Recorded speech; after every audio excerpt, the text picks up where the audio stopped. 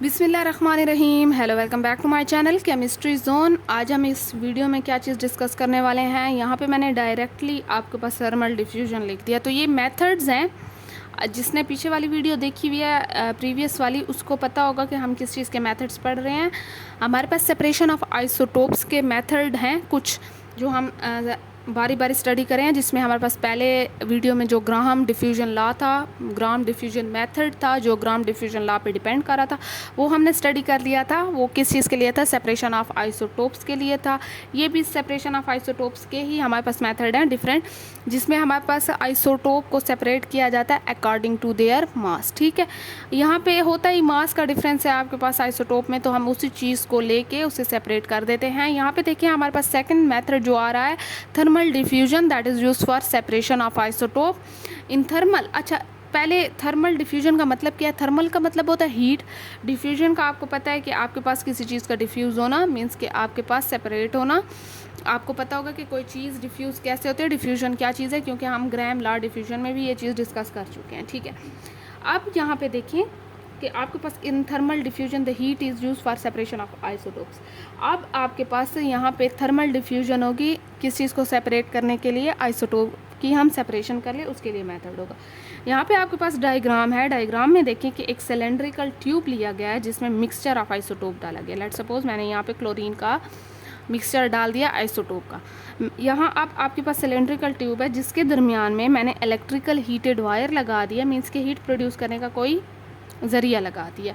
यहाँ पे जो आइसोटोप का मिक्सचर अंदर है, वो जैसे ही हीट उसे मिलेगी उसकी क्या होगी कि आपके पास डिफ्यूजन स्टार्ट हो जाएगी। लेट सपोज आपके पास जो है आइसोटोप जो लाइट जिनका वेट होगा वो ऊपर की तरफ जाना शुरू हो जाएंगे, और जिनका हैवियर वन हो गया, जो मास हैवियर होगा या हैवियर आइसोटोप्स होंगे, वो नीचे की तरफ आना शुरू हो जाएंगे। सिंक का मतलब डूबना शुरू हो जाना, और आइस का मतलब उड़ना, ऊपर से जाना। ठीक है, उभरना जिसे कहते हैं। तो यहाँ पे ये मकसद है कि आपके पास ये नीचे की तरफ जमा होता जाएंगे और ये आपके पास ऊपर की तरह चलते जाएंगे।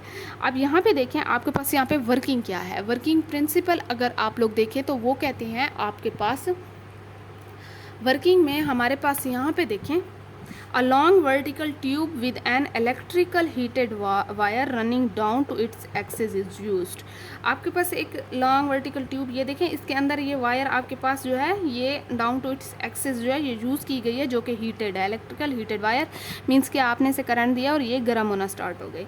When a mixture of gaseous isotope is introduced in tube, अब आपने क्या किया कि मिक्सचर ऑफ आइसोटोप इसमें इंट्रोड्यूस करवा दिया। The lighter particle diffuse more rapidly to central hot region, means कि आपके पास जो रैपिडली मीन्स के जल्दी से डिफ्यूज़ होंगे जो लाइटर पार्टिकल हैं वो इस नेगेटिव की तरह मीन्स के ऊपर की तरफ जाना स्टार्ट हो जाएंगे।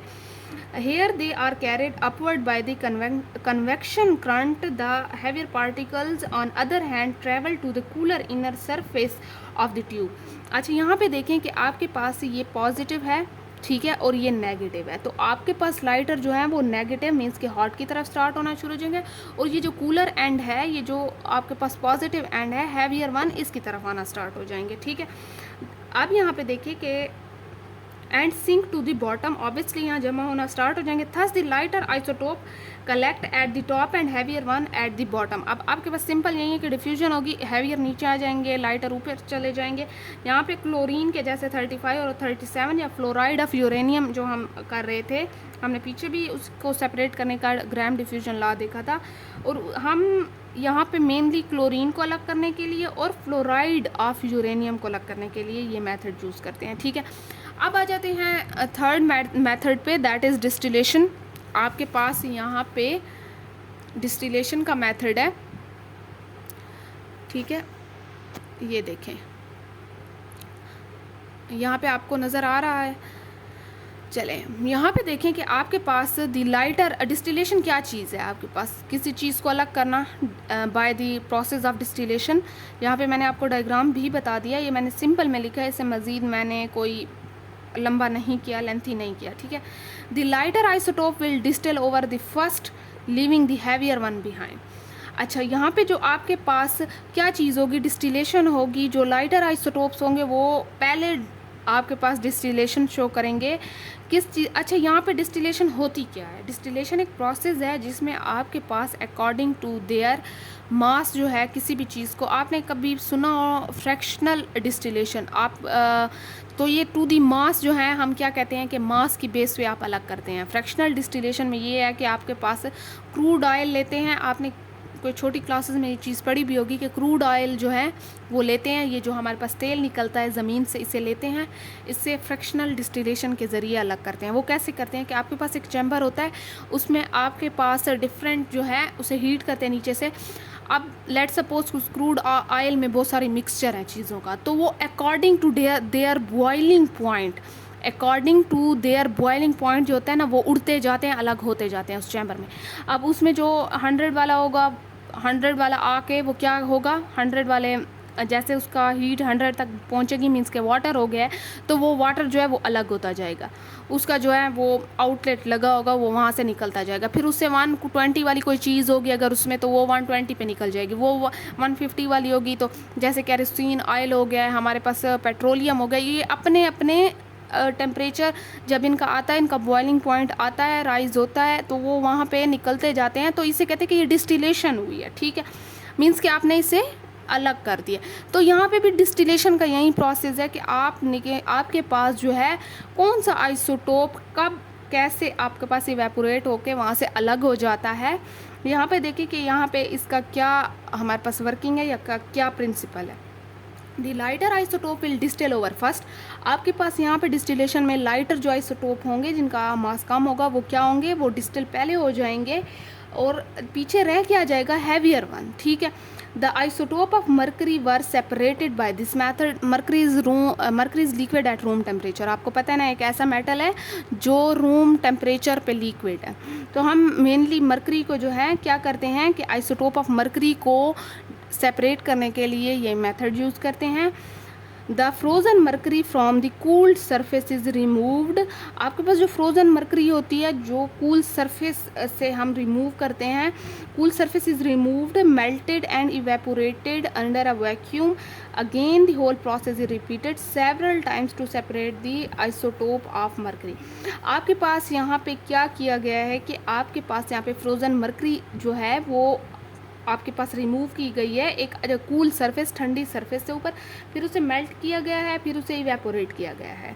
यहाँ पे आपके पास जो है क्या चीज़ होगी कि आपके पास मर्करी के isotope according to their mass separate हो जाएंगे और इस प्रोसेस को इतना रिपीट किया जाएगा कि आपके पास जो है मर्करी के सारे आइसोटोप्स अलग हो जाएँ। ठीक है, अच्छा यहाँ पे देखें आपके पास डायग्राम है, आपको डायग्राम से और भी जल्दी समझ आएगी कि आपके पास मर्करी लिया जाता है। ठीक है, मीन्स कि आपके पास फ्रोज़न मर्करी लिया जाता है, फिर उसे मेल्ट किया जाता है, फिर उसे इवेपोरेट किया जाता है। अब यहाँ पे जो है, यहाँ पे फ्रोज़न लेट सपोज मैंने मर्करी ले लिया, मैंने उसे यहाँ हॉट बाथ में रख दिया, एस्टिमेट उसका 40 to 50 जो है वो डिग्री मैंने टेम्परेचर एडजस्ट कर दिया।